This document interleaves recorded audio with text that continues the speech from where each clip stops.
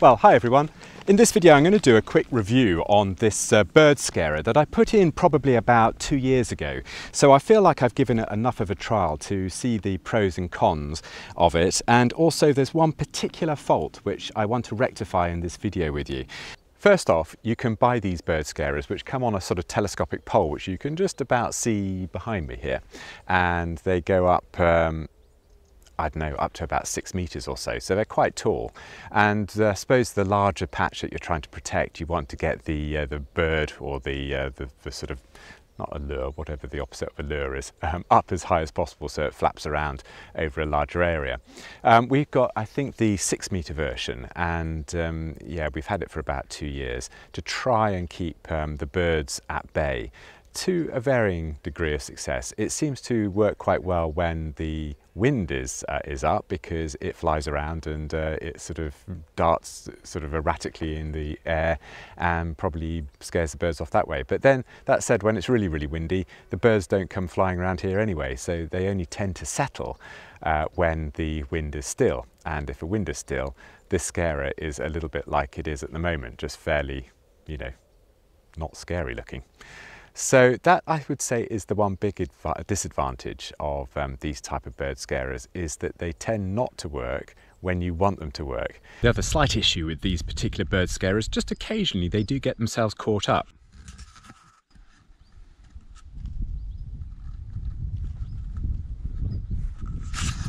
Which is also a bit of a pain. The other biggest gripe that I've got with these type of bird scarers, and it might just be the way that I've set them up, I'm not too sure, is that these are on telescopic joints here. There's one here, there's another one down there, and they have them every metre or so up the pole, right up to the top. Now, when the bird is flying around, you know, quite violently in the strong wind, it causes this pole to flex. Which is not surprising. You want it to flex. I don't know if I can just demonstrate that. I don't know whether that's showing it at all.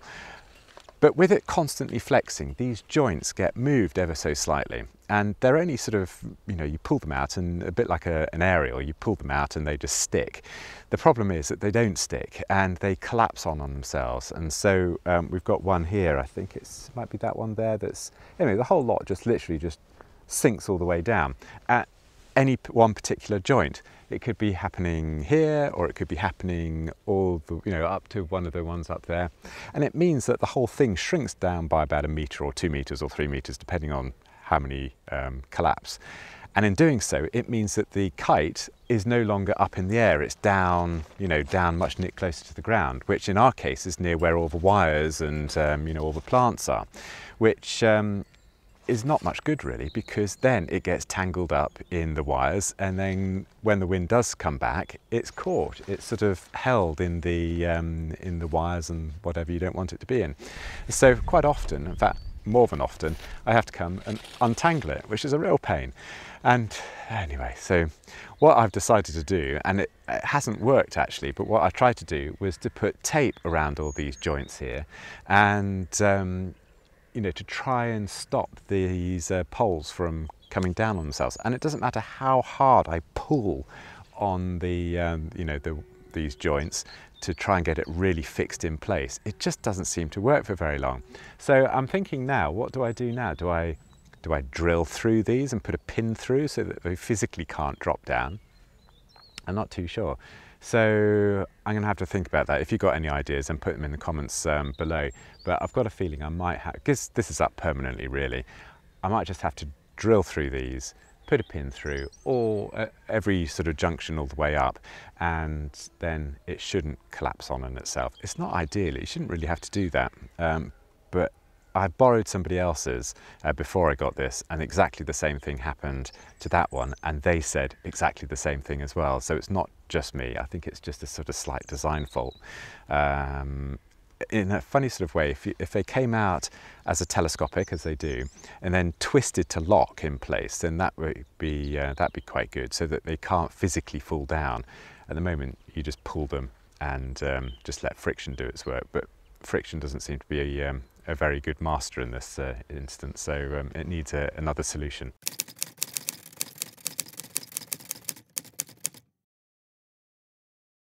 Okay, so in theory this should just lift up. Let's just, there we go. And then we can just put this flat on the floor then. There we go. Here's this spike that's just driven into the ground. It's probably got about the same amount under the ground that you can see showing here, so it's quite well in. And then this tube is a hollow tube, and it just literally just sits over the top. There's a little fastening bit on the side here, which has just got, looks like just a little cord really. It's not heavy, so it doesn't need to be that thick.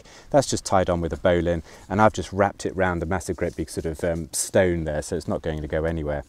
So that's a really sort of simple setup. It literally, you can deploy this in, you know, minutes really, and have it up and working. So that's, you know, one really big advantage of this system. Okay, so this is the joint which had collapsed on me. I'm going to get that as tight as we can, so we stand a good chance.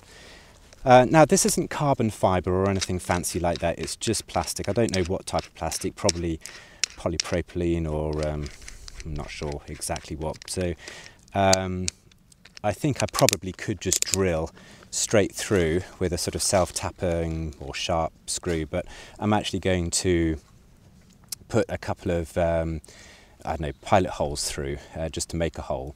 I'm going to go through the metal collar here rather than directly through the plastic. I'm not quite sure how far this extends down into here, and if I drill there I might be missing it, but there's no harm in going through the collar here. I mean, usually I would use a centre punch just to get it right because it might wander.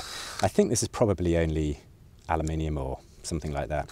Hopefully something quite soft.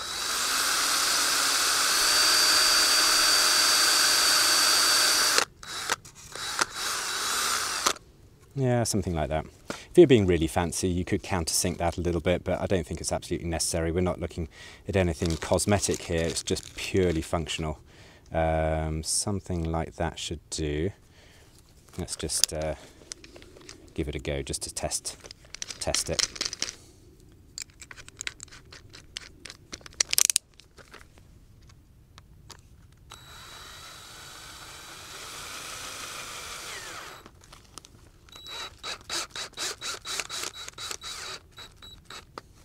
Go. Just make sure that is definitely not going to move downwards. I was going to put 4 in, you know, one on each sort of 90 degrees, but I think for anything up that way, the thinner end as it were, I'm probably just going to put one this side and one on the opposite side, and then that should you know, do really well. So let me just do that to the other joints. I've probably got about 10 more joints to do. This is just the first one, but I just wanted to test it. Going through the metal, I suppose, means that the screw won't, you know, it gives it a little bit more strength going through the metal there rather than the plastic. I don't know, time will tell, we'll have to see, but so far so good. Let me just finish these off and I'll show you the next step. By the way, if you want to get a bit more information, more videos, more background information, behind the scenes, all that type of thing that we do here, especially in the vineyard, pop over to our Patreon page where you might just get a little bit more information and a bit more interest for you. It's only a few dollars a month or per episode, it's totally up to you, and maybe I'll see you over there. Anyway, back to this video.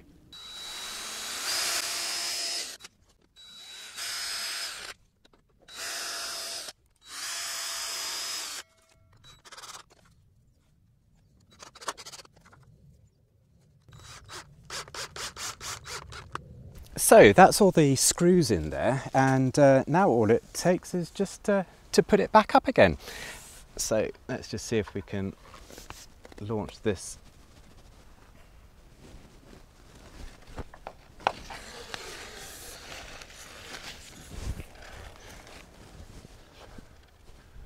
Yeah, well, it's up there. So that seems to be flying well now. We've got some strong winds in the forecast, so we'll give it a really good test this week and see what it's like. I'm pretty sure it will work now with those screws or bolts in the little junctions there. So anyway, I'll catch you in the next video. I hope you have a good week, and until then, bye for now.